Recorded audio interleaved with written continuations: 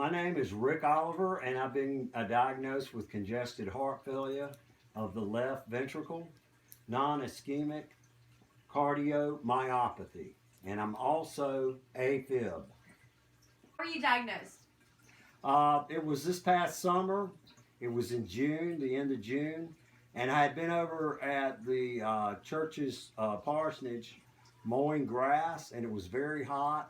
I think I got too hot and I sweated too much, and I had basically had a heat stroke, and I cramped up so bad when I got to the house I couldn't get the cramps out of my whole body, and I had my daughter take me to the emergency room, and that's when they found out of my condition with my heart.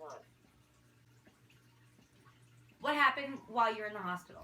While I was in the hospital, they diagnosed me, and my heart basically was like a balloon that had been blown up and blown up so much that it didn't have enough elasticity on the on that left ventricle, and therefore they needed to strengthen the muscle and muscles in the heart there. And while I was in the first hospital in Cary, they started trying different medications. And those guys are pretty good, and I was with Cary Cardiology then, but they were talking about sending me to Chapel Hill, where the medicine and the group there was a little bit more advanced into the type of situation and the heart problems that I had. And so what they did is they sent me to off of New Bern Avenue to Wake Med, and that's where I got the cardiac catheterization, and I was there for a day or two, and we were hoping that hopefully I had blockage, because that means that they could have put a stent in or done something, but it came up and they told me that I did not have a blockage, so they knew it was my muscle in my heart. And that's when they sent me to Chapel Hill, and my doctors are Dr. Jensen and Dr. Katz and nurse practitioner Sarah Waters, who I owe a lot to, because they decided, they tried different medications and finally came to the fact that the milrinone lactate was strengthening my heart. After I started taking that, getting that all 24 hours a day, they figured out that my heart was getting stronger, and it seemed like it was getting stronger, and that I might be able to maybe leave the hospital one day. But then they also wanted me to eventually get the LVAC pump, and they wanted to take me, cut me, and break my rib cage open and put the LVAC pump in. But I didn't want to have the LVAC pump put in me and then them stitch me back up and me heal, and then them have to break me open again and give me a new heart, a donated heart. So I told them I did not want the LVAC pump. So that's when they went back to the drawing board and figured out if they were going to send me home, I was going to have to get used to the milrinone lactate, and for me to go home with it. And at the same time, they decided that I needed a defibrillator, and I had the defibrillator, believe it or not, right here. Everywhere I go, the defibrillator goes with me, believe it or not. That and my pump. Right here is where my defibrillator is. It's a small rise in my chest there. You can see where they cut it and slid it in. And it's about that big around. And right here is where the pick goes into my chest. It goes in and goes into the main artery that goes to my heart and strengthens that left ventricle. And right here is just the everything that I use. I forgot the hose. Right here's my pump. I'll open this up so you guys can see this. It's here's my milrinone. It's in a plastic bag.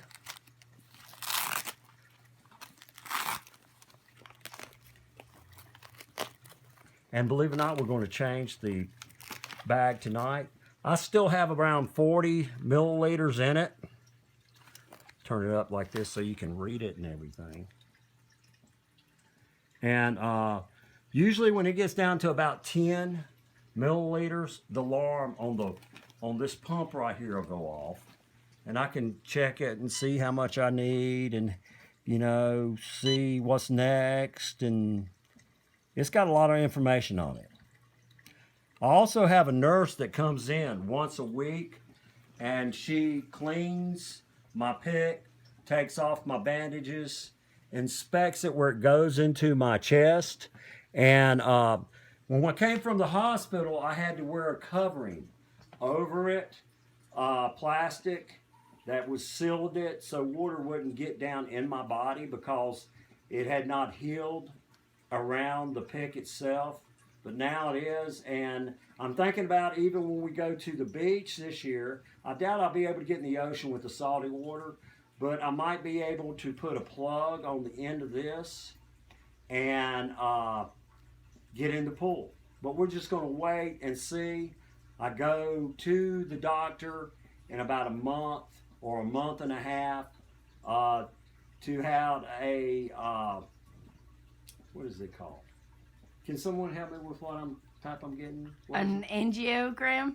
It's Echogram. Echogram. What are the main causes for your diagnosis? Well, I look back on, you know, the last, say, 20 years or 30 years. I worked at UPS for 29 years, up until 9 years ago. And that's when I had an accident at work where I was struck by lightning. So let's start with working at UPS. When I was working at UPS, I probably pretty much didn't eat right, except for on the weekends. I would work early in the morning to about 8 or 9 at night. I would grab a sub sandwich, probably, or something that was real high in salt. I would probably eat barbecue or quick fast food at lunchtime. That was high in salt. That was bad for me. While I was at UPS, I had several different times I had heat stroke. And at times when I go in for my DOT physical, excuse me, my DOT physical, they would find some irregular beats in my heart, which they did not realize at the time. I might have been AFib by then, but we realized that when I got struck by lightning in the year 2006, May the 25th, that after that I was AFib. We didn't realize it then, but we know it now. And when the lightning ran through my body, it literally ran through my heart too. Split my finger in two, blew my knuckle off, lost a couple of fingernails, and that really had an effect on my health. And for over the next 9 years, every summer I would work on the farm, and it seemed like I was losing stamina every year. I could do less and less.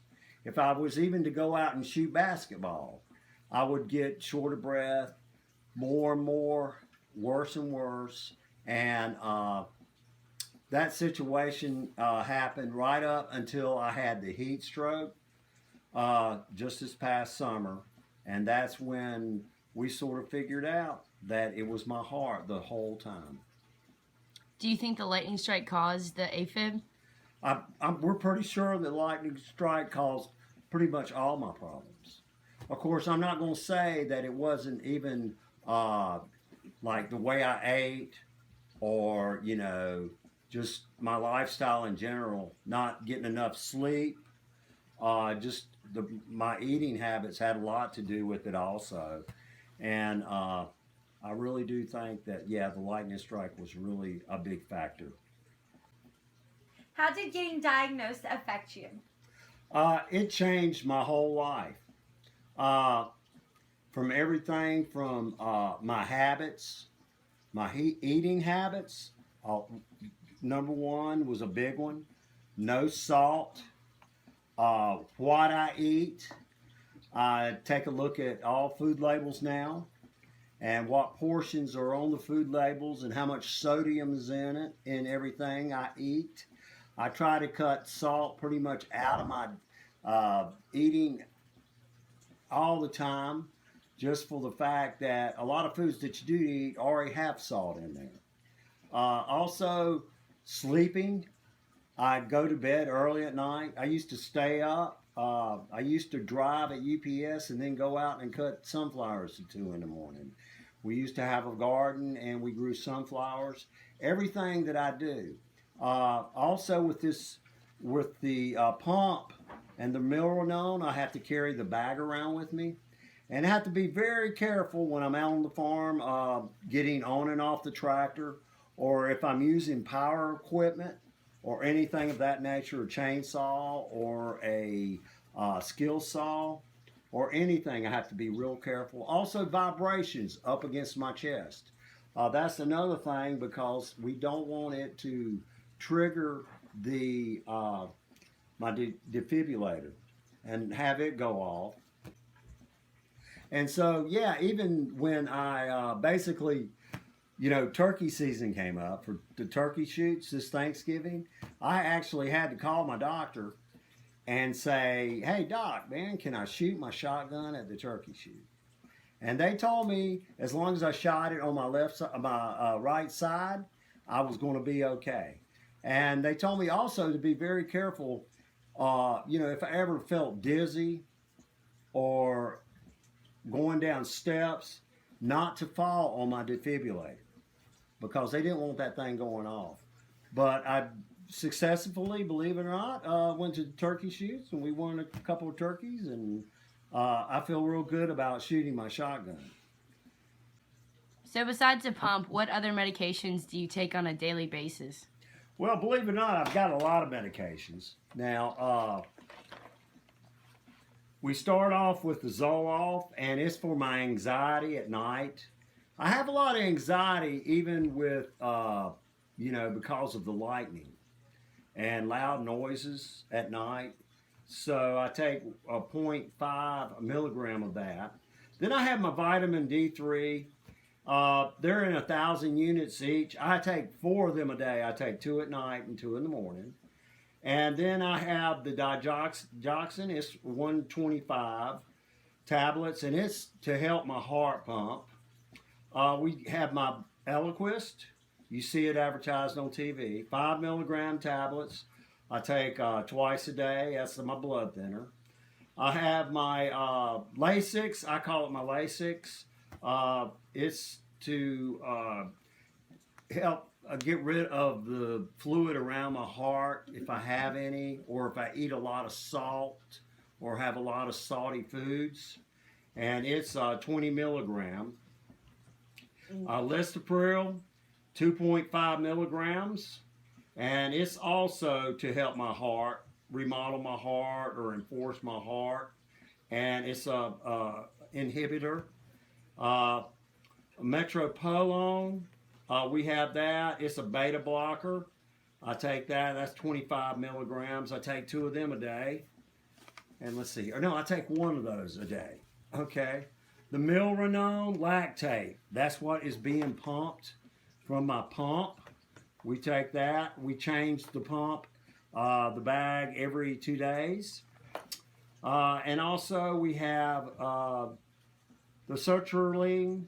That is 50 milligrams tablet. I take it once a day. And then we have, there's several that they've taken me off of. I'm not going to mention. Is the treatment working for you? Yes, I tell you what, I really am really happy with the way I've been feeling lately. I've probably been feeling the best I've felt in a long, long time. Even when I drove for UPS, I had bad habits, bad eating habits. I worked long hours, came home and worked long hours. The treatment, as far as the medications and the Milrinone lactate, I think it's working very well for me. Like I said, I'm going back to the hospital in about a month and a half, or what's that called? Echocardiogram. Or echocardiogram. And then they'll be able to check my heart out and see if I can stay on the milrinone, or maybe slowly take me off the milrinone and slowly take me off of some of the medications.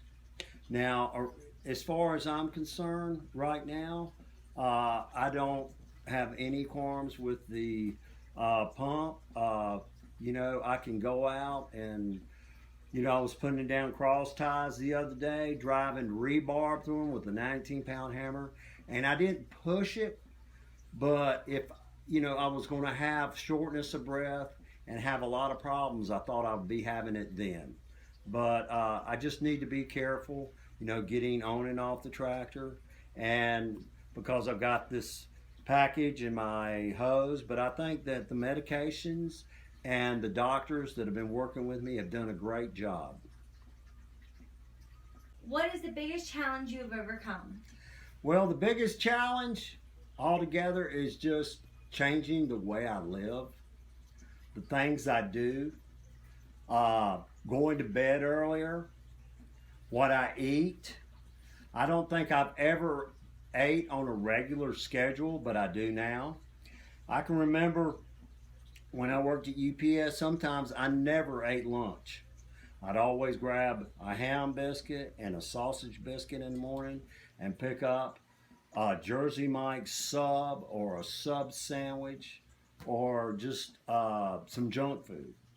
But it really has changed the way that I look at life and the way that I look back on myself, and I look at the last few years and say, yeah, man, I think my life now is really, I'm in a better situation as far as my habits and the what I eat and being around here for my family and friends. What does the future look like for your condition? Well, the future right now for me, if I have to stay on the lactate, the milrinone, I will. Hopefully, through the medication, and we can eventually wean myself off of the milrinone lactate. If the doctors come up and say, yeah, your heart really isn't going to get any better, I'll probably get another heart if we can find somebody my size. 6'5", about 190 pounds. So if anybody out there, let me know if you're not feeling too good. But I really feel like I've really got a positive attitude. And that's one thing the doctors have said through my whole situation, that I would be the one to come back and beat this in one way or the other, with a heart or without a heart, just because I carry a positive attitude. And a positive attitude is real important when you've been really, really sick. What are your biggest limitations? Carrying this around, it limits you to many things. Like, I can't run a 50-yard dash. Now, I do have another belt that will belt around me, so it isn't bouncing around when I'm getting on and off the tractor, or when I'm out digging a ditch or working in the garden or something of that nature. Also, when I take a shower, this hose is really long, and I'll hang it outside of the shower and leave leave it hooked up to me and get in the shower. And the new dressing that I do have on is waterproof. So they've come out, every now and then they come out with a new dressing. And I've been trying, I have a nurse that comes in every day. Now every once a week, actually, usually on Thursdays. And they, like I said, they clean the dressing. And but things right now look really good for me. And I really, just basically thank God that I'm doing good. Other than carrying around the pump, is there any other major limitations? Well, when you drive, that's another thing. That seat belt usually comes right across here where the defibrillator is. I like to put the bag over in the middle of the console and have it where it don't fly off the floor if I hit the brakes or anything. And let's see here, just eating.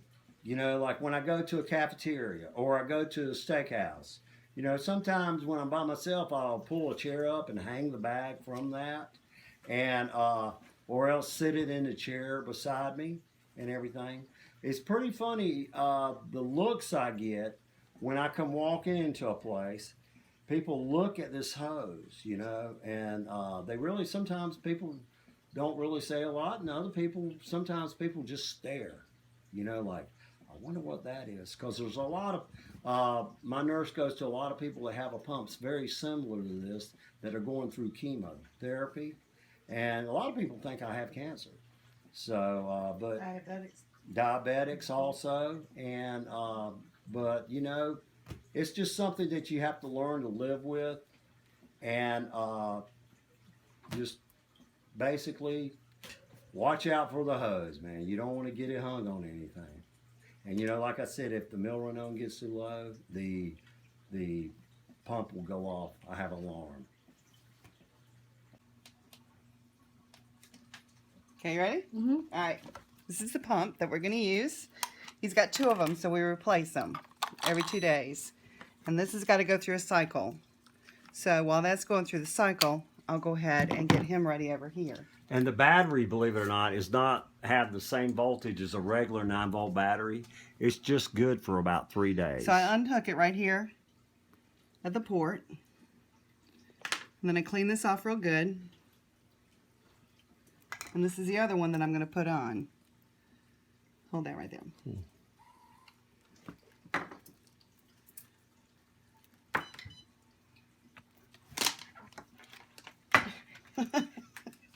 It's a long cord. It is a long cord, Okay. and it's sterilized. Yeah, it's got a cap on it, so it keeps it sterilized. And then we just hook this back in. Tighten it up.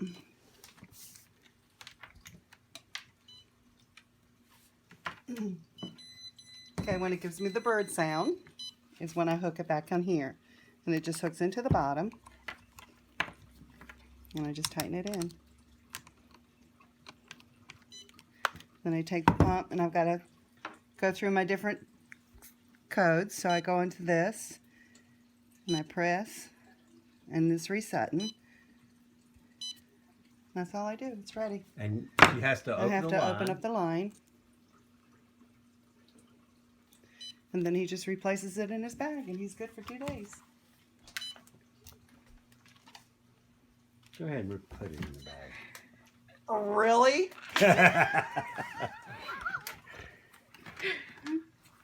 I'll give you extra credit for it. Okay? Here you go. This is your job. Does the other battery pack charge at all? No, we replace the batteries every time we put it in. And when I get my shipment, I get, you know, they call me every week, and I get a couple bags of the milrinone, this right here.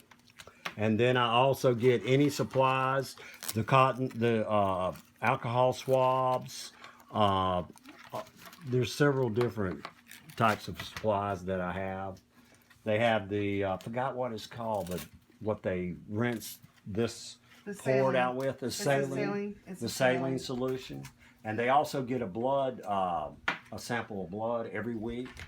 And that's to make sure that my blood is right and there's nothing foreign in my blood, or else I don't have too much potassium and that type of stuff. That I'm doing all the right things I need to do to stay alive. And it's got all these little strappies that you got to do to get it set up. I think there's one more I'm missing, but you can figure that one out. I get it, no problem. And then we just sort And of then roll the cord up, and she takes the battery out of that one. And I undo this, and I get it set up for the next time it goes. And all this is disposable. And all this I throw away. And he's done.